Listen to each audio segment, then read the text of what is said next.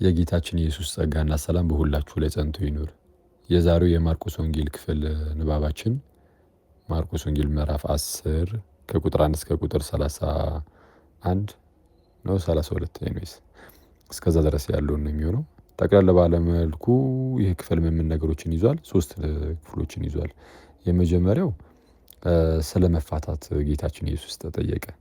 ስለ ባልና ሚስት መፋታት ተጠየቀ እና ጌታችን ሙሴ ምን አላችሁ እንደው ምንድን ያዘዛችሁ ብሎ ይጠይቃቸውና ሲመልሱለት አይ በቃ መፍታት ከፈለገ አንድ ወንድ ሚስትየዋን ማለት ነው ጽሕፈቷን ሰጥቶ ይሸኛት።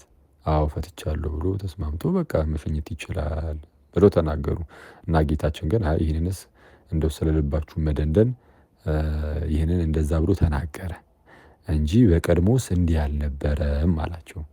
ማለት በቃ ከፍጥረት ጀምሮ ወንድና ሴት አድርጎ ፈጠራቸው እያለ ይነግራቸዋል። ስለዚህ አንድ ስጋ ሆነዋል። ከዛ በኋላ መለያየት የለም ነው ሙሴ ያንን ያለው። ያው እንግዲህ መፋታት የሚባል ነገር የለም ሲባል ያው ባሎች እየተነሱ ሚስቶቻቸው ላይ መጥፎ ነገር ማድረግ ጀመሩ። በቃ ለምሳሌ ስልችት ሲሉ ባልየው የሆነ ነገር ያደርጋል ምናምን እና በቃ ልባቸውም አስቸጋሪ ነው። በዛ ምክንያት በቃ እንደው ጽሕፈቷን ሰጥቶ ቢፈታት ይሻላል አይነት ነገር እናመጣ ማለት ነው። ኤኒዌይስ እንዲህ ግን አልነበረም ነው። ስለዚህ መፋታት አይቻልም። ከታወቀ ለመፋታት ምክንያት ከሆነ የሆነ ምክንያት ውጪ ማለት ነው አይቻልም። ሌላው ሕፃናትን ሁለተኛው ክፍል ሕፃናትን ወደ ጌታችን ኢየሱስ እንዲዳስሳቸው እጁ እንዲጭንባቸው ምናምን ይዘው ይመጣሉ። ልክ ይዘው ሲመጡ ሐዋርያቱ ተቆጡ። እንዴ የምን ሕፃናትን መሰብሰብ ነው ተው ምናምን ብለው ተናገሩ እና ጌታችን ግን ሕፃናትን ወደ እኔ ይመጡ ዘንድ አትከልክሏቸው ብሎ ሕፃናትን ሰበሰበ። በእነርሱ ምሳሌ እያደረገም ተናገረ። መንግስተ ሰማያት ልክ እንደ ሕፃናት የማይቀበላት ቢኖር አያገኛትም እያለ ማለት ነው። ሶስተኛው ክፍል ግን የሀብታሙ ሰውዬ ነው። አስታውሳችሁት? የሀብታሙ ሰውዬ እንደው ቸር መምህር ወይም እግዚአብሔር መንግስት እንድወርስ ወይም እንዳገኝ ምን ላድርግ ብሎ የጠየቀው ማለት ነው።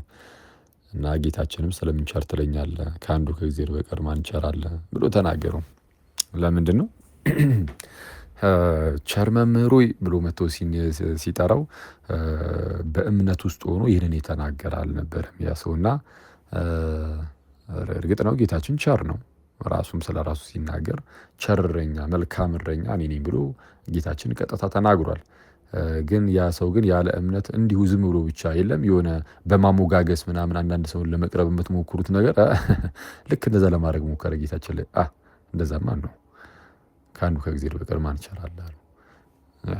ኤኒዌይስ ከዛ በኋላ ግን ምን ላድርግ የዘላለምን ሕይወት እንዳገኝ ብሎ ሲጠይቀው ጌታችን ኢየሱስ መለሰለት። ትእዛዛቱን ታውቃለህ፣ አትስረቅ፣ እንዲህ አታርግ፣ አትዋሽ፣ አታመንዝር ምናምን ብሎ ዘረዘረለት ጌታችን ኢየሱስ። እነዚህን ሁሉስ ከልጅነቴ ጀምሮ ጠብቄ ነበረ አለ የሀብታሙ ሰውዬ ማለትና ጌታም ወደደውና በል እንግዲያውስ ያለን ሁሉ ሽጠ መስቀሉን ተሸክመ ተከተለኝ አለው እና ያኔ ብዙ ብር ስለነበረው መከተል ፈራ። ይሄ ነው ብዙ ሀብት ነበረው እና ጌታችን ስለ ባለጠጎች ዘሳት ላይ ተናገረ። ምን ብሎ ባለጠጋ የእግዚአብሔር መንግስት ከሚወርስ ግመል በመርፌ ቀዳዳ ብታልፍ ይሻላል አለ። እና ይሄ ማለት ግን የሆነ በቃ ሀብታም ከሆነ አንድ ሰው በቃ ወፍ አይገባም ወደ እግዚአብሔር መንግስት ማለት አይደለም። እዛው ጋር ጌታችን የተናገረው ነገር አለ። ምን ብሎ ተናገረ? በገንዘብ ለሚታመኑ ሰዎች ወደ እግዚአብሔር መንግስት መግባት እንዴት ጭንቅ ነው አለ። እንዴት ጭንቅ ነው? ለነማን? በገንዘብ ለሚታመኑ። ስለዛ ጠብደል ያለ ገንዘብ ኖሮ ለምሳሌ ግን በገንዘብ ካልታመንክ ፒስ ነው፣ ኖርማል ነው፣ ችግር የለም፣ እግዚአብሔርም ይባርክልሃል። ግን ኖሮ ከዛን በገንዘብ የምትታመን ከሆነ ግን ወደ እግዚአብሔር መንግስት መግባት ለአንተ ጭንቅ ነው። ለሁለት ጌቶች መገዛት አይቻልም እንዳለ በሌላ ስፍራም ጌታችን ኢየሱስ። ስለዚህም ገንዘብህን ተከተለኝ አለው፣ ሰጥተህ ማለት ነው ሌሎች ስለ እኔና ስለ ወንጌል አለ ጌታ ኢየሱስ ማለት። ከዛ በኋላ መለስ አድርጎ ሐዋርያቱ እነ ጴጥሮስ ኧረ በስመ አብ እንግዲህ ኧረ በስመ አብ አላሉም። እሺ ማን ሊድን ነው ታዲያ አሉ። እዚህ አይነት ማን ሊድን ነው?